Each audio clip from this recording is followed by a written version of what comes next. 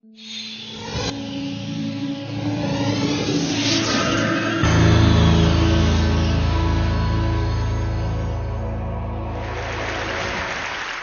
I was 7 years old and my sister was just 5 years old, we were playing on top of a bunk bed. I was 2 years older than my sister at the time. I mean, I'm 2 years older than her now, but at the time that meant she had to do everything that I wanted to do, and I wanted to play war. So we were up on top of our bunk beds, and on one side of the bunk bed I had put out all my G.I. Joe soldiers and weaponry, and on the other side were all my sister's Milos and ponies and ready for a cavalry charge. There are differing accounts of what actually happened that afternoon, but since my sister is not here with us today, let me tell you the true story.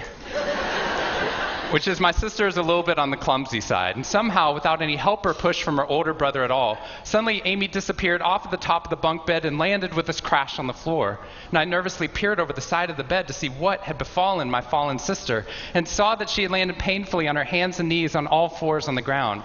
I was nervous because my parents had charged me with making sure that my sister and I played as safely and as quietly as possible. And seeing as how I had accidentally broken Amy's arm just 1 week before,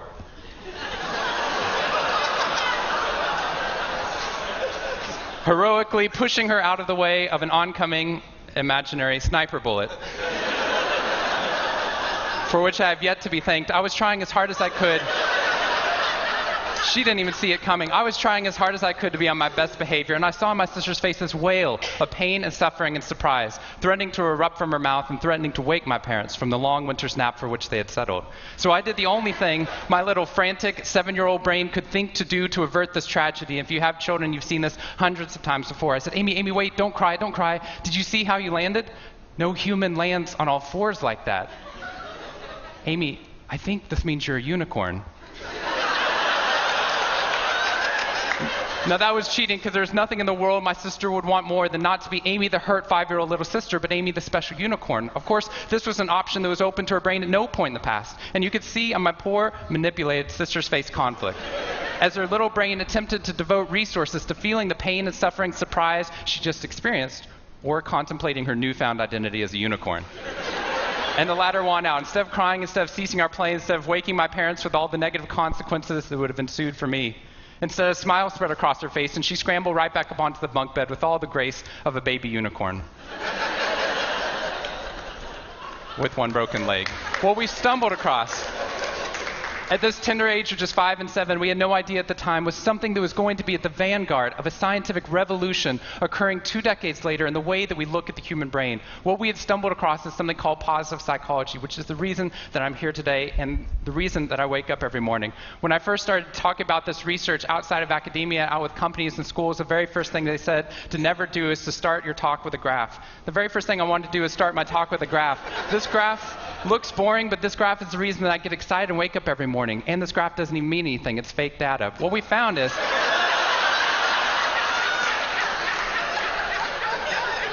if I got this data back studying you here in the room, I would be thrilled, because there's very clearly a trend that's going on there, and that means that I can get published, which is all that really matters.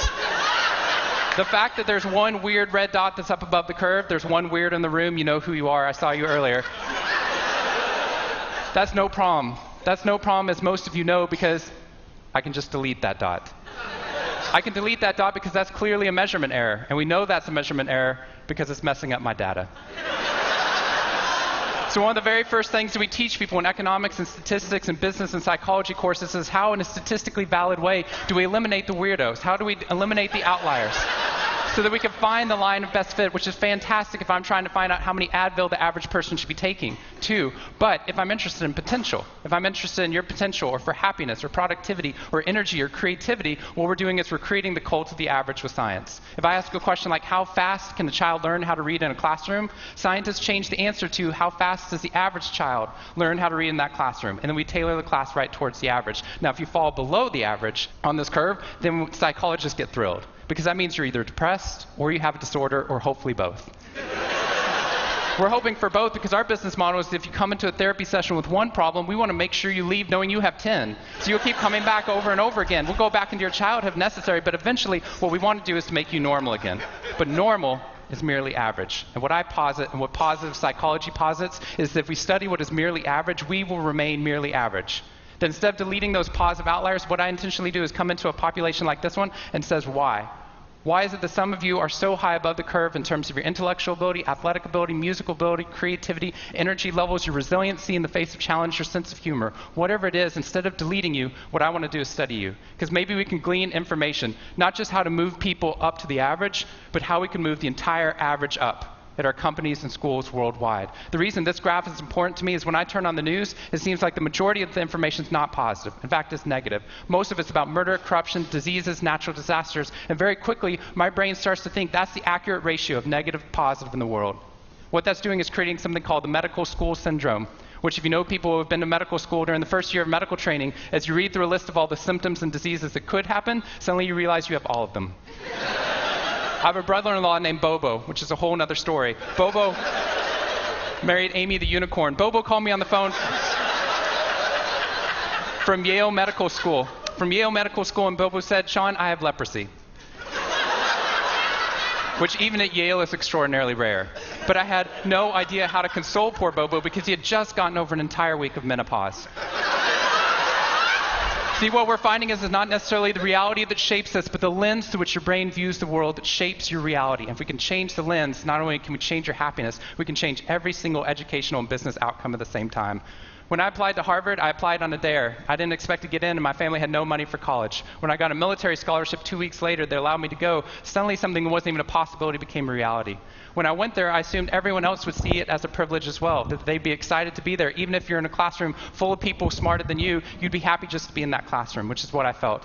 But what I found there is while some people experienced that, when I graduated after my 4 years and then spent the next 8 years living in the dorms with the students, Harvard asked me to. Wasn't that guy. But what happened...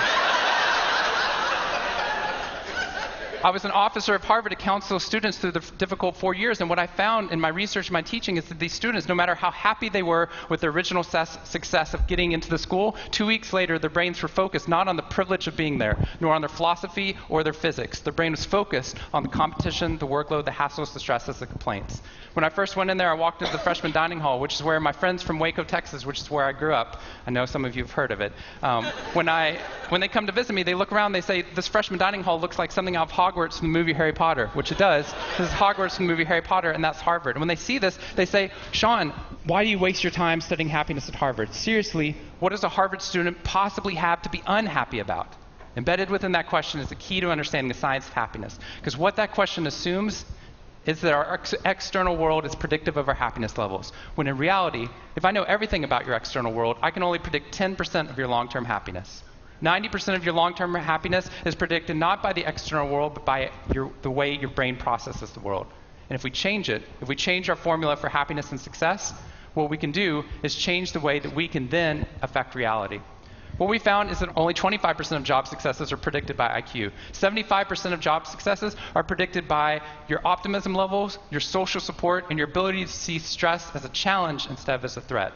I talked to a boarding school up in New England, probably the most prestigious boarding school, and they said, "We already know that." So every year, instead of just teaching our students, we also have a wellness week, and we're so excited. Monday night, we have the world's leading expert coming in to speak about adolescent depression. Tuesday night is school violence and bullying.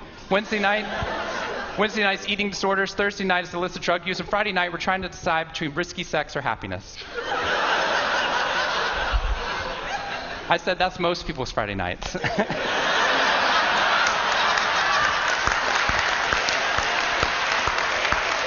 Which I'm glad you liked, but they did not like that at all. Silence on the phone. And into the silence, I said, "I'd be happy to speak at your school, but just so you know, that's not a wellness week. That's a sickness week." What you've done is you've outlined all the negative things that can happen, but not talked about the positive. The absence of disease is not health. Here's how we get to health. We need to reverse the formula for happiness and success. In the past 3 years, I've traveled to 45 different countries, working with schools and companies in the midst of an economic downturn. And what I found is that most companies and schools follow a formula for success, which is this: if I work harder, I'll be more successful. And if I'm more successful, then I'll be happier.